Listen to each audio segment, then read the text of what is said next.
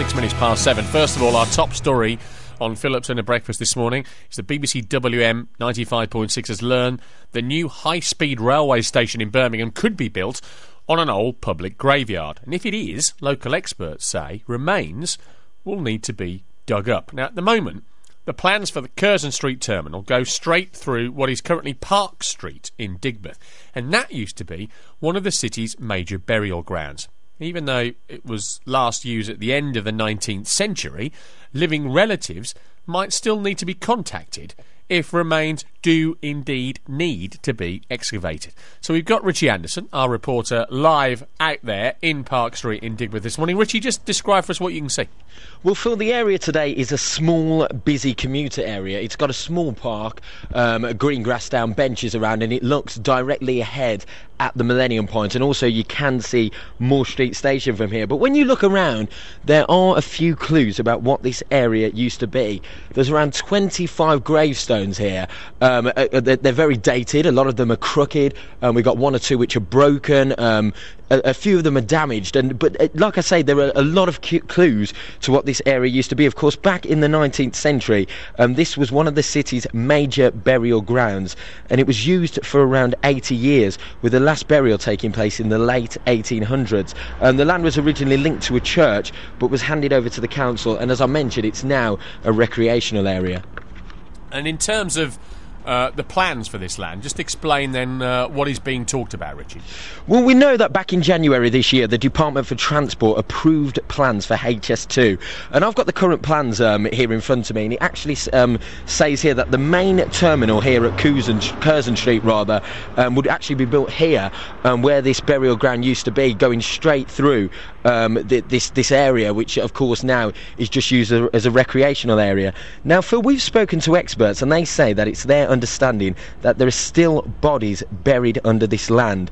The burial ground hasn't been used since the late 1800s, but there are obviously still gravestones standing here, as I mentioned. And if the final design of the HS2 route does cut through this land, then they say it may be a case that some of those bodies have to be removed during the excavation. And it could also mean that any living relatives of those would have to be contacted and informed to let them know that their relatives are being dug up. Now, nobody knows how many bodies are here exactly, but the experts that we've spoken to say that we're talking a fair few. Okay, well, we'll hear from some of those experts throughout the programme indeed this morning. What are High Speed 2 actually saying about this, Richie?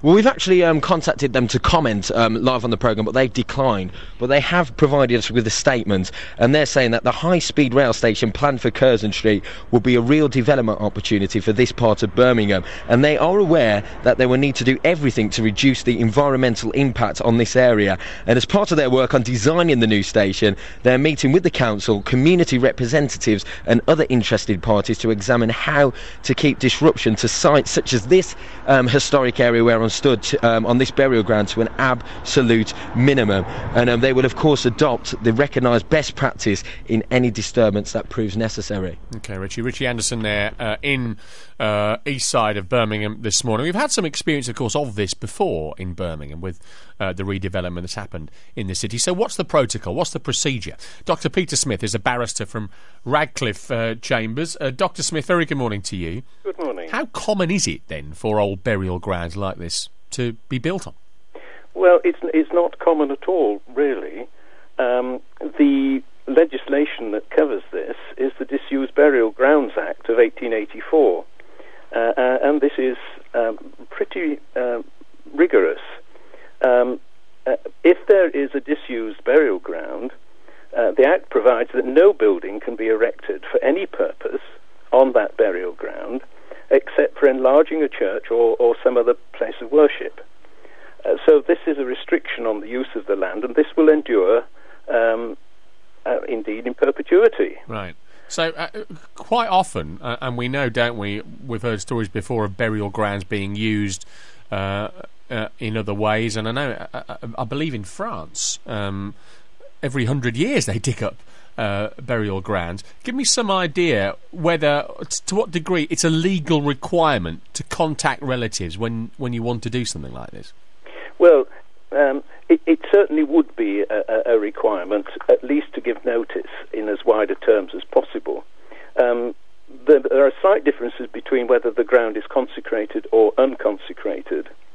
If it's a consecrated burial ground, then it's within the jurisdiction of the church authorities, and the ground is regulated through the court of the bishop, that's the consistory court, and what's called a faculty would be required. Now, a faculty is, in a sense, a permission, a license to allow any action to be taken on church property. Right. I mean, the last burial we're aware of on this ground, Dr. Smith, was in the late 1800s, and at that point it was handed out of the diocese into municipal control. So does that mean it will be easier for developers of High Speed 2 to develop this land than if it was still controlled by the church, say?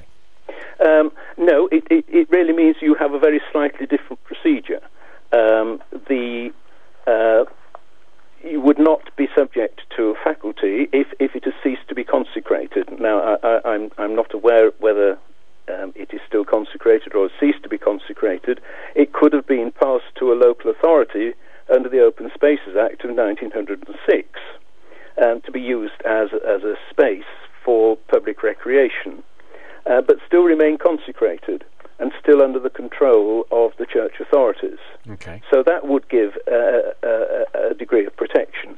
But if it has in fact been deconsecrated and the church has no role to play anymore, then there are, I believe, still checks and controls in the system that would require full publicity and attempts, so far as are possible, to contact relatives, or at least to make known in the area